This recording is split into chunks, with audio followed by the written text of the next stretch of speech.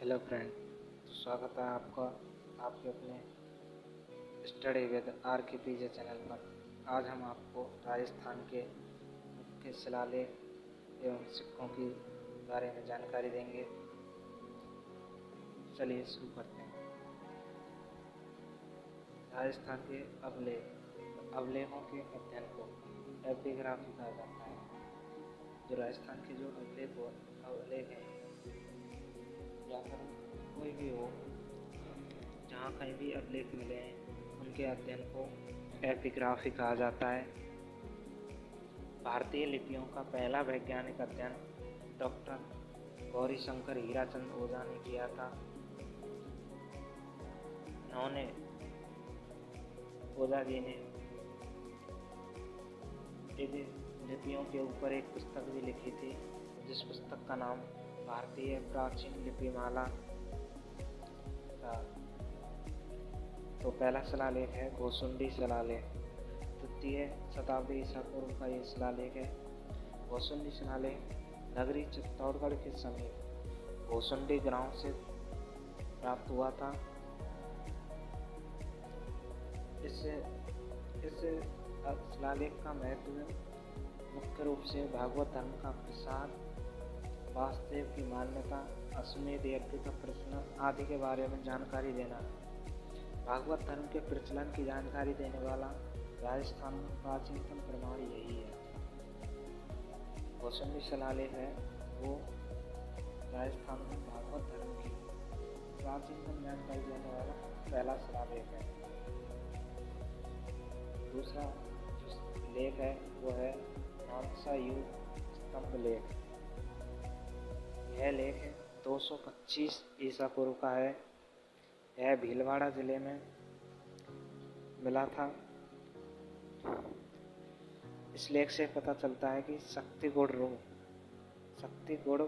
गुरु नामक व्यक्ति ने 6 रात्रों में संपन्न यज्ञ किया था। इससे हमें यह पता चलता है कि जो शक्तिगुड़ थे नामक व्यक्ति थे, उन्होंने 6ठी रात्र यज्ञ किया था और इस स्तंभ की स्थापना पश्चिमी क्षत्रपों के राज्यकाल में सोम द्वारा की गई थी। जो नानसा युग स्तंभ लेख है, इसकी स्थापना नानसा युग स्तंभ लेख की स्थापना सोम के द्वारा की गई थी। तीसरा शिलालेख है वह है बड़वा स्तंभ लेख।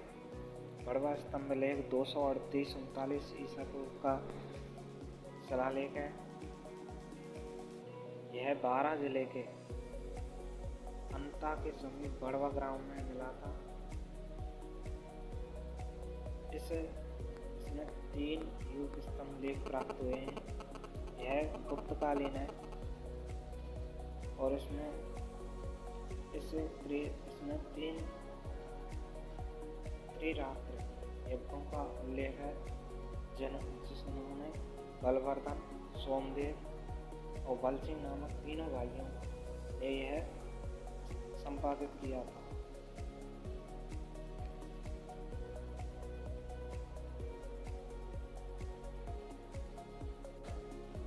अगला जो चौथे नंबर का जो लेख है वह है गंगधार का लेख।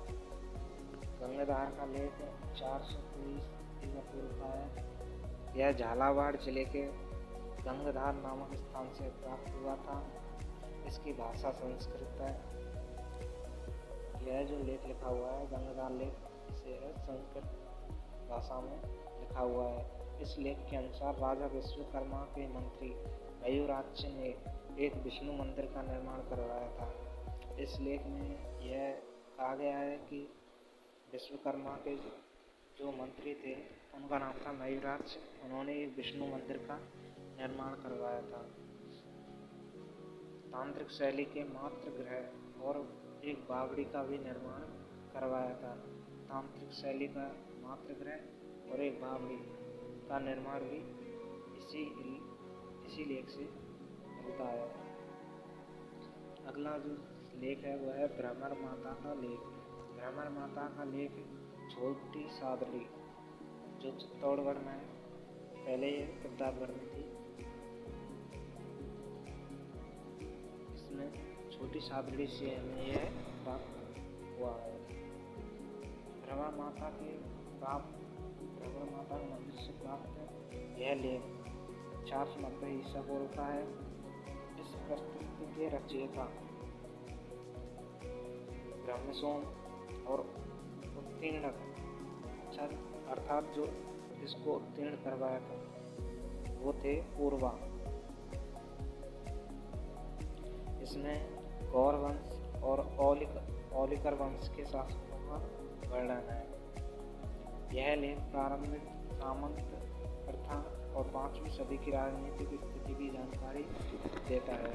जो भ्रमर माता का लेख है, यह लेख प्रारंभिक सामंत प्रथा और 5वीं शताब्दी की राजनीतिक स्थिति की जानकारी प्रदान करता है। अगला जो लेख है वह है सामोली शिलालेख। सामोली शिलालेख 646 ईसा पूर्व है। यह उदयपुर जिले के सामोली ग्राम से प्राप्त यह लेख गोहेल वंश के शिलालेख के समय का है। गोहेल वंश जो मेवाड़ का था उसमें एक शासक थे शिलालेख, उनके समय का यह शिलालेख है और जो हमें उदयपुर जिले के सामोली गांव से मिला था। मेवाड़ के गोहेल वंश के समय को निश्चित करने और उसकी आर्थिक साहित्यिक जो स्थिति है उसकी जानकारी देने के बारे में यह शिलालेख बहुत ही महत्वपूर्ण भूमिका निभाता है। उसके बाद अगला शिलालेख है अपराजित शिलालेख। अपराजित शिलालेख नागदा के समीप मुंडेश्वर मंदिर की दीवार पर है। अपराजित जो शिलालेख है वह कहाँ से प्राप्त हुआ है? नागदा के समीप मुंडेश्वर महादेव का मंदिर है, वहाँ से प्राप्त हुआ है। इसके साथ साथ आप मंदिरों को भी याद कर सकते हैं, जैसे नागदा में मुंडेश्वर महादेव का मंदिर है और एक मंदिर है भ्रमर माता का मंदिर, छोटी सादड़ी। तो इस प्रकार मंदिरों को भी साथ साथ याद किया जा सकता है। जो अपराजित शिलालेख है उसे डॉक्टर गौरीशंकर हीराचंद ओझा ने विक्टोरिया हॉल म्यूजियम में सुरक्षित रखवाया। जो डॉक्टर गौरीशंकर हीराचंद ओझा थे उन्होंने इस शिलालेख को विक्टोरिया हॉल म्यूजियम अजमेर सुरक्षित रखवाया।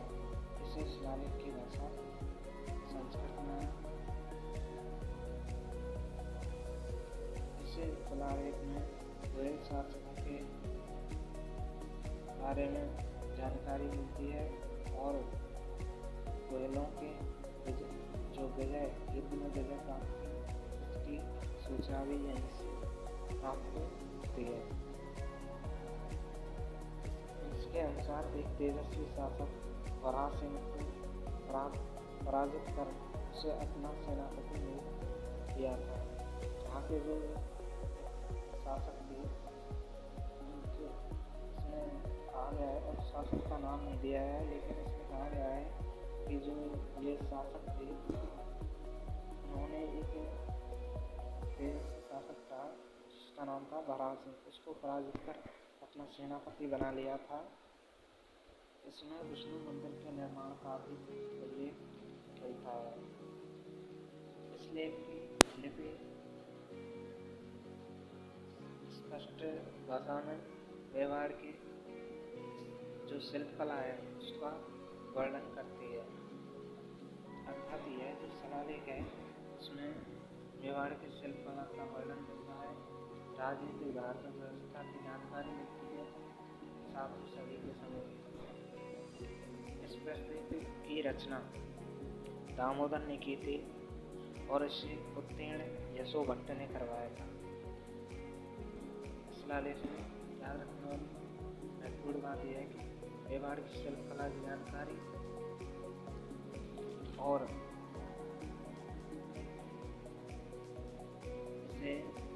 इसकी रचना दामोदर ने की थी और इसे यशो भट्ट ने करवाया। कौन सा शिलालेख है?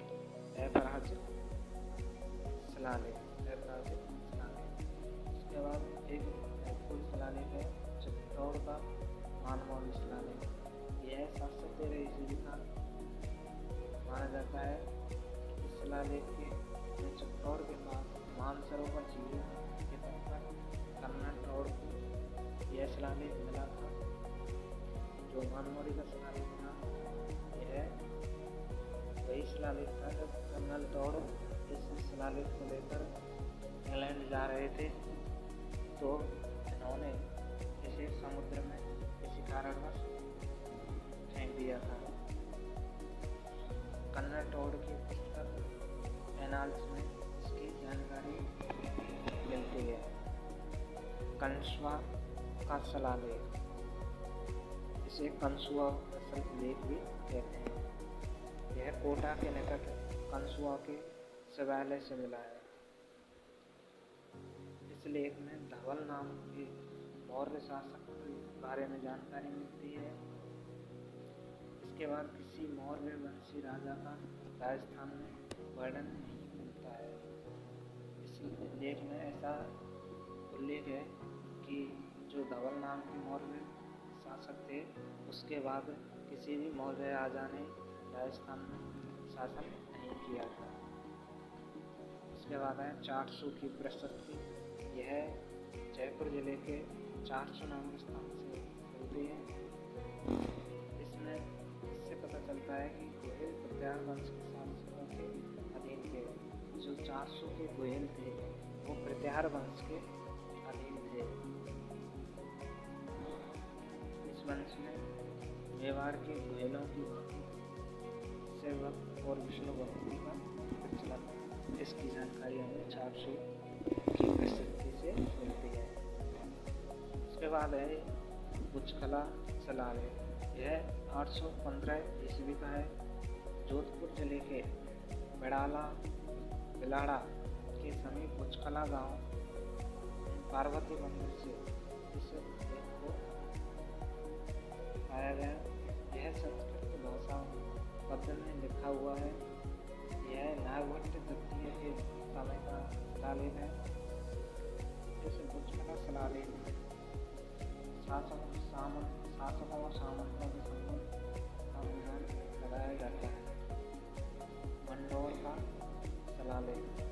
शिलालेख 837 ईस्वी का है।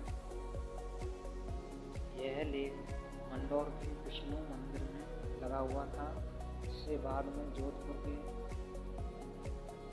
शहर पनाह में बना दिया गया।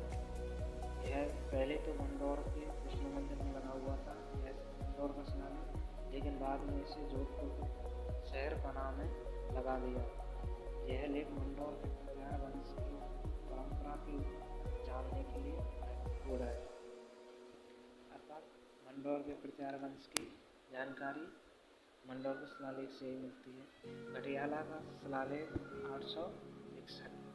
घटियाला जोधपुर के घटियाला नामक स्थान पर एक जैन मंदिर, जिसे माता की साल कहते हैं।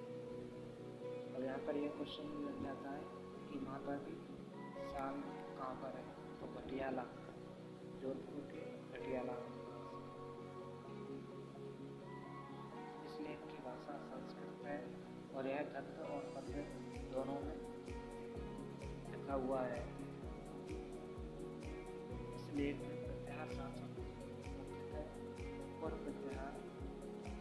प्रत्यार नाम के शासकों की उनकी धार्मिक, राजनीतिक, सामाजिक व्यवस्था की सूचना हमें यहाँ से मिलती है। इस लेख में मग जाति के ब्राह्मणों का भी उल्लेख होता है। जो घटियाला का शिलालेख है, उसमें मग जाति के ब्राह्मणों का भी उल्लेख होता है।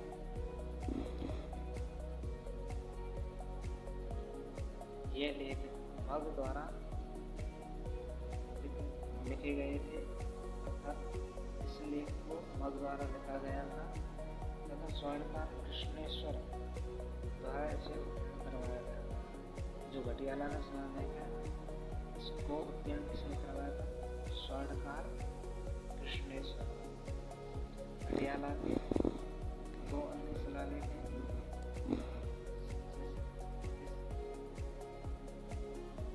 जो 163 ईस्वी के हैं। यह लेख मंडौर के इतिहास शासकों के समय की का है।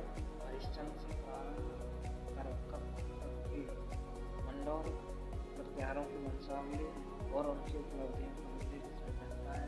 इस लेख का अंतिम श्लोक स्वयं कक्कू ने लिखा था। इसमें यह इम्पोर्टेंट क्वेश्चन है जो इसमें इसका जो अंतिम जो श्लोक है किसने लिखा था? कक्कू ने, जिससे प्रत्यार शासकों की विद्वता की जानकारी यहाँ से प्राप्त हो जाती है। सांडेश्वर प्रशस्ति। सांडेश्वर प्रशस्ति 953 ईस्वी की है। यह प्रशस्ति उदयपुर के संस्थान के सांडेश्वर नामक शिवालय, उदयपुर में संस्थान जो है वहाँ पर सांडेश्वर नामक शिवालय एक पश्चिमी द्वार पर छपने पर लगी हुई है। छपने मतलब जो पश्चिमी द्वार है उसके ऊपर यह सांडेश्वर नामक शिवालय सांडेश्वर प्रशस्ति। इसकी भाषा संस्कृत है और लिपि भारतीय है। यह उस समय तत्कालीन शासन एवं व्यवस्था जानकारी देती है। कौन से समय? मेवाड़ के जो गोहेल बच्चे अल्लाह और उसके पुत्र नरवाहन, उनके बारे में यह जानकारी देती है। उसके बाद अगला जो लेख है वह है चित्तौड़ का लेख। यह 971 ईस्वी का है। इस लेख में परमार शासकों की उपलब्धियाँ तथा उनके चित्तौड़ पर अधिकार करने और चित्तौड़ की समृद्धि, चित्तौड़ का जो उन्होंने विकास किया था, जो उसको समृद्ध बनाया था, उसके बारे में जानकारी चित्तौड़ के शिलालेख से मिलती है। इस प्रशस्ति में शिलालेख देवालयों में स्त्रियों के प्रवेश को निषिद्ध बताया गया है। इसे लेख में बताया गया है कि उस समय देवालयों में स्त्रियों का प्रवेश निषिद्ध था। उस समय की सामाजिक व्यवस्था और धार्मिक स्तर पर स्त्रियों के साथ भेदभाव को यह लेख दर्शाता है। उसके बाद एक लिंग जी की नाथ प्रशस्ति। यह 971 ईस्वी के समय की है।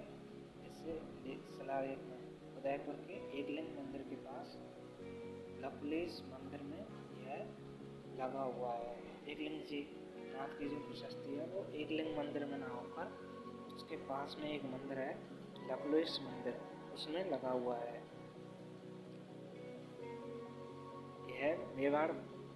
यह प्रशस्ति जो है मेवाड़ की राजनीतिक और सांस्कृतिक इतिहास के बारे में जानकारी देती है। इस प्रशस्ति के रचयिता आम्रकवि थे। जो एकलिंग प्रशस्ति है इसके रचयिता आम्रकवि थे। गोहिल वंशी शासक नरवाहन के समय उत्कीर्ण इस लेख की भाषा संस्कृति और लिपि देवनागरी थी। उसके बाद आता है हर्षनाथ मंदिर की प्रशस्ति। यह हर्षनाथ सी करके हर्षनाथ मंदिर में लगी हुई है। इसकी भाषा संस्कृत है। इसमें चौहान वंश के जो शासन किया था उसके बारे में और उनकी उपलब्धियों के बारे में इसमें बताया गया है। और इसमें एक मुख्य बात यह है कि जो बागड़ है, जो सीकर क्षेत्र का जो बागड़ है, उस बागड़ के लिए बारगट शब्द का प्रयोग किया गया है। उसके बाद आता है आहड़ का देवकुलिका का लेख। इसे मेवाड़ के गोहिल शासक शक्ति कुमार के समय का बताया जाता है। जो देवकुलिका का जो लेख है उसे शक्ति कुमार के समय का बताया जाता है। आहड़ के एक जैन मंदिर की देवकुलिका के झरने में यह लगा हुआ है। इस लेख में मेवाड़ के 3 शासक अल्हट, नरवाहन और शक्ति कुमार के बारे में जानकारी मिलती है। उसके बाद आता है जालौर का लेख। इस जालौर के लेख में तोपखाना की इमारत के उत्तरी द्वार पर यह जो जालौर का लेख है लगा हुआ है। वर्तमान में जोधपुर के संग्रहालय में रखा हुआ है। और यह हमें प्राप्त कहाँ से हुआ था? जालौर के तोपखाना की इमारत के पास से यह हमें प्राप्त हुआ है, जो वर्तमान में जोधपुर संग्रहालय में रखा हुआ है। जालौर के परमार वंश के बारे में यह जानकारी देता है। परमारों की उत्पत्ति वशिष्ठ के यज्ञ से हुई, ऐसा इस लेख में उत्तीर्ण है। इस लेख में जालौर के परमार वंश के संस्थापक भागपतिराज का उल्लेख भी मिलता है। चित्तौड़ के कुमारपाल का लेख। चित्तौड़ का जो कुमारपाल का जो लेख है, इसमें यह समितवेश्वर मंदिर में लगा हुआ है। और जो कुमारपाल जो थे वो सोलंकी या चालुक्य शासक थे। और जो ये शिलालेख है कुमारपाल का शिलालेख कहाँ से मिलता है? समितवेश्वर के मंदिर से। इस लेख में चालुक्यों के यशोगान यश कीर्ति का वर्णन है। यह मूल राज और सिद्धराज का भी यहाँ से जो उनके बारे में जानकारी हमें प्राप्त होती है। चित्तौड़ पर कुछ समय चालुक्यों का शासन रहा। इसके बाद यहाँ पर जो शासक थे उनके शासन प्रत्याहार होना के आगमन हो गया। चालुक्यों के बारे में इससे हमें जानकारी मिलती है। और इसके रचयिता दिगंबर जैन विद्वान रामकीर्ति था, अर्थात इसको सरल भाषा में इस प्रशस्ति के रचयिता रामकीर्ति थे। क्राणु का लेख। क्राणु का लेख बाड़मेर के इस शिव मंदिर में उत्कीर्ण है,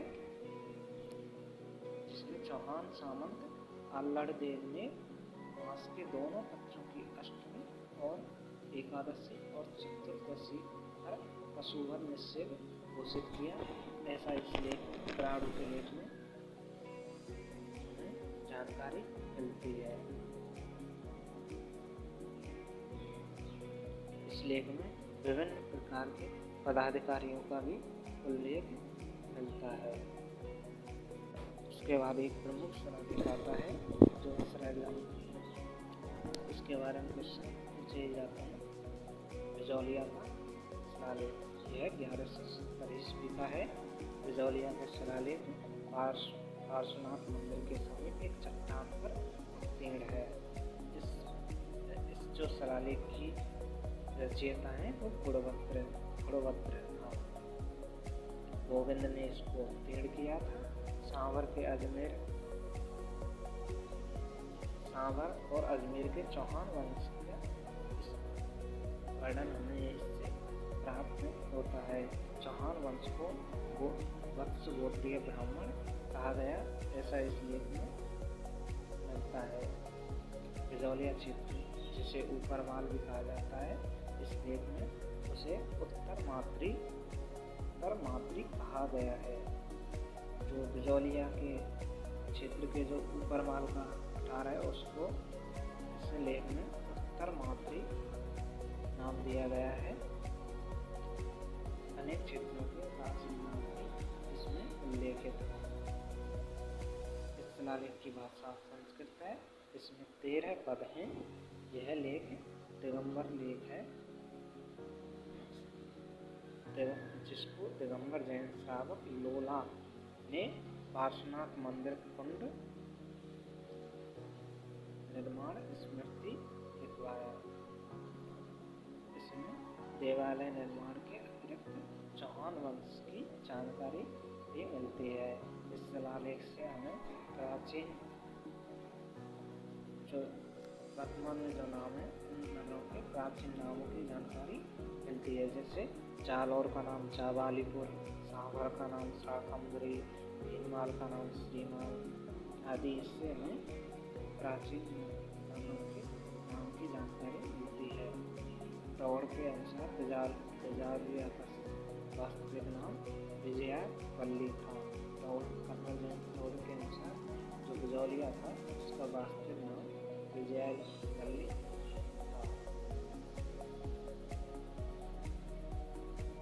उसके बाद आता है नांदेसमा गांव का लेख। नांदेसमा गांव का लेख उदयपुर जिले के नांदेसमा गांव के 4 भुजा के पास एक सूर्य मंदिर के स्तंभ का पेड़ है। इससे हमें जयपुर सिंह की राजधानी नागदा का स्पष्ट उल्लेख मिलता है। इसके बाद आता है चीरबा का शिलालेख। चीरबा का शिलालेख 1273 ईस्वी का है। यह उदयपुर जिले के चीरबा नामक गांव के मंदिर में लगा हुआ है। इस लेख की रचना रत्न सूरी ने की थी।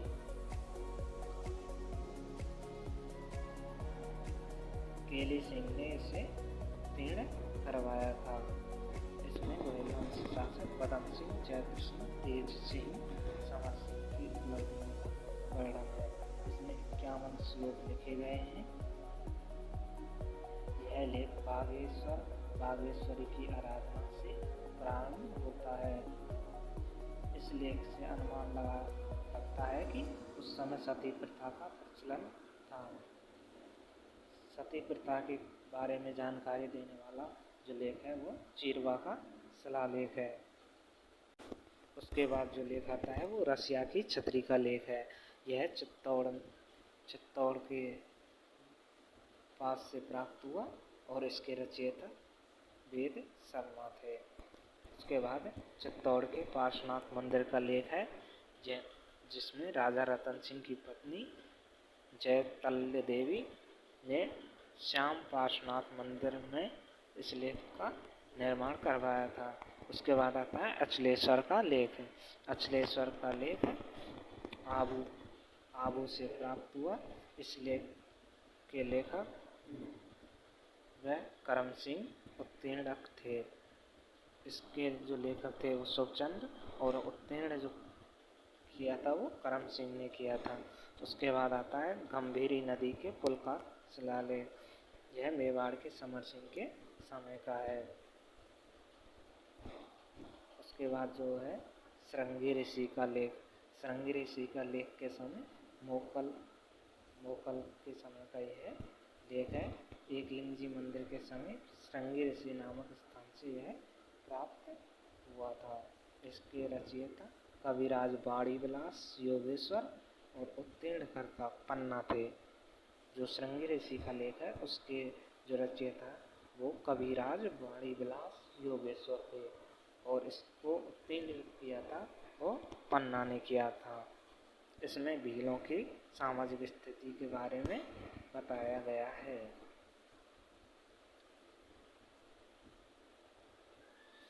इससे हमें एक और महत्वपूर्ण जानकारी मिलती है कि राणा लाखा के बारे में कहा गया कि उसने काशी, प्रयाग, गया में जो ये 3 स्थान है काशी, प्रयाग और गया, इसमें हिंदुओं के लिए जाने वाले हिंदुओं से जो कर लिया जाता था उसको हटवाया और गया में एक मंदिर का भी इन्होंने निर्माण करवाया था।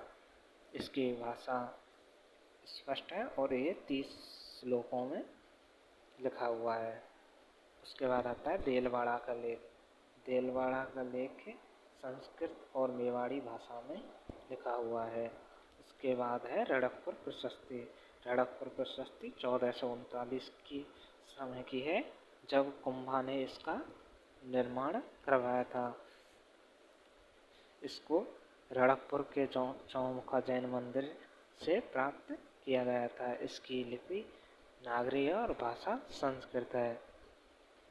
इसमें मेवाड़ के गोहिल वंश के बारे में जानकारी मिलती है। इसमें बप्पा तथा कालभोज को अलग अलग व्यक्ति माना गया है। ऐसी इससे रणकपुर प्रशस्ति से जो जानकारी मिलती है इसमें लिखा हुआ है कि बप्पा और जो कालभोज थे वो दोनों अलग अलग शासक या व्यक्ति हुए थे। रणकपुर मंदिर के निर्माता जैता का नाम भी इसमें मिलता है। उसके बाद आता है कुंभलगढ़ का लेख 1460 ईस्वी। कुंभा की विजयों का इसमें वर्णन किया गया है और डॉक्टर ओझा के अनुसार इस लेख के रचयिता महेश थे। यह शिलालेख 5 शिलाओं पर लिखा हुआ है। इसमें 270 श्लोक हैं। महाराणा कुंभा द्वारा सपाट लक्ष्य नारायण बसंतपुरा और आबू विजयों का जो वर्णन है उसमें मिलता है। कुंभा ने जो विजय प्राप्त की थी सपाट लक्ष्य नारायणा बसंतपुरा और आबू पर इनकी विजयों का वर्णन इस कुंभलगढ़ शिलालेख से मिलता है। इसमें एक लिंग मंदिर और कुटिला नदी का वर्णन मिलता है। उसके बाद आती है कीर्ति स्तंभ प्रशस्ति। यह 1460 की है। चित्तौड़ के किले में कीर्ति स्तंभ प्रशस्ति की जो है वो लगी हुई है। इसके रचयिता कवि अत्रि और महेश थे। इसके जो कीर्ति स्तंभ प्रशस्ति के जो रचयिता थे वो अत्रि और महेश थे। यह 187 श्लोकों में लिखी हुई है। कुंभा को इसमें दानगुरु, राजगुरु, शैलगुरु की उपाधि दी गई है। यहाँ से ये इम्पोर्टेंट क्वेश्चन बन जाता है कि कीर्ति स्तंभ कौन सी प्रशस्ति है जिसमें कुंभा को दानगुरु, राजगुरु और शैलगुरु की उपाधि मिली है, तो वो है कीर्ति स्तंभ प्रशस्ति। उसके बाद एक लिंग के मंदिर की रायमल की प्रशस्ति जो 1488 ईस्वी की है।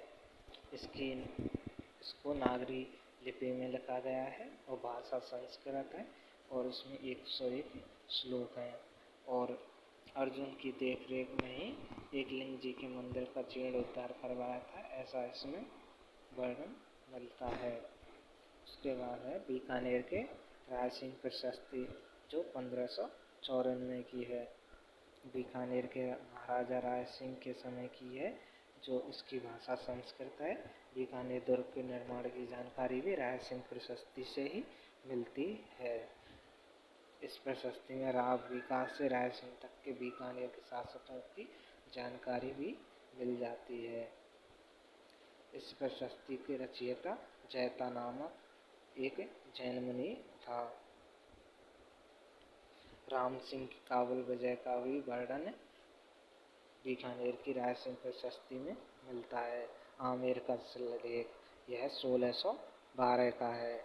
इसमें राजा मान सिंह के समय का वर्णन किया गया है। कछवाहा वंश को रघु वंश तिलक कहा गया है। जो आमेर का लेख है इसमें कछवाहा वंश को रघु तिलक कहा गया है। इसमें पृथ्वीराज और उनके पुत्र भारमल और उसके पुत्र भगवंत दास और उसके पुत्र महाराज धीराज मान सिंह का नाम क्रम से प्राप्त होता है।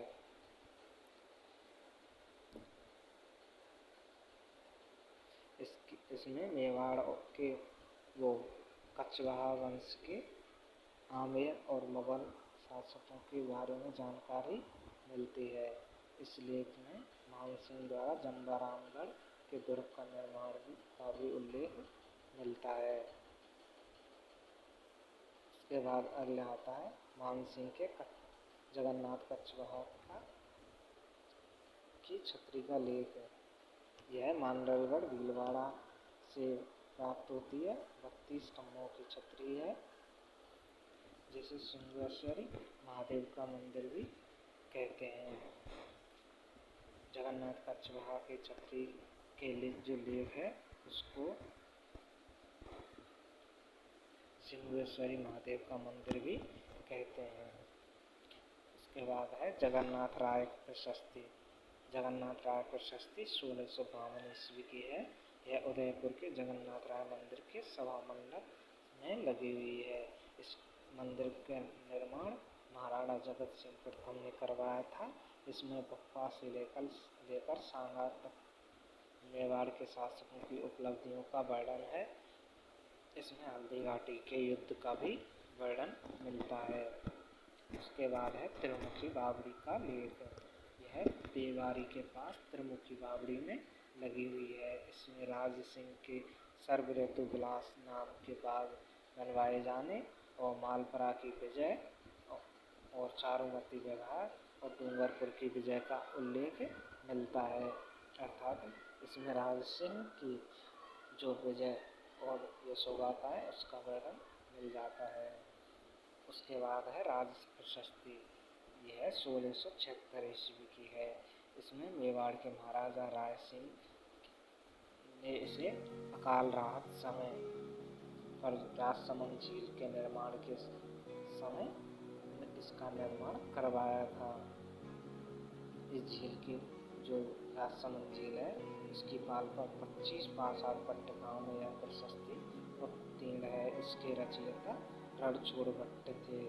यह प्रशस्ति भारत को सबसे बड़ा शिलालेख, यह जो प्रशस्ति है यह भारत का सबसे बड़ा शिलालेख माना जाता है। इस प्रशस्ति में मेवाड़ का विस्तृत इतिहास लिखा हुआ है। इस प्रशस्ति में 17वीं शताब्दी के मेवाड़ की सामाजिक, सांस्कृतिक, राजनीतिक, धार्मिक, आर्थिक स्थिति के बारे में जानकारी मिलती है। इसके बाद आता है बैराट का लेख। बैराट का लेख यहाँ छतरी का जो बैराट का लेख है उसका सुने। यहाँ का छतरी का निर्माण सामंत दास ने करवाया था। यह गौड़ ब्राह्मण था। औरंगजेब ने इसे सिंह की उपाधि और पीपाड़ की जहांगीर दी थी। यह लेख टोनाड़ी भाषा में लिखा हुआ है। उसके बाद आता है कौसुंबी का लेख। चित्तौड़ में स्थित यह लेख है।